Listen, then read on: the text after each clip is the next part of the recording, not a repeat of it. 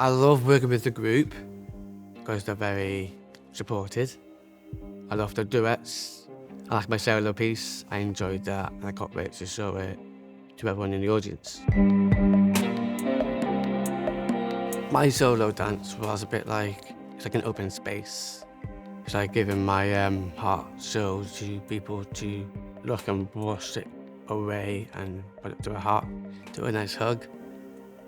It's like feeling mixed emotion, but isn't in a nice way, but not in a sad way.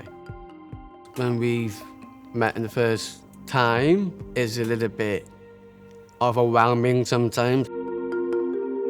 This time, I am very confident to show my dance moves to everyone to see.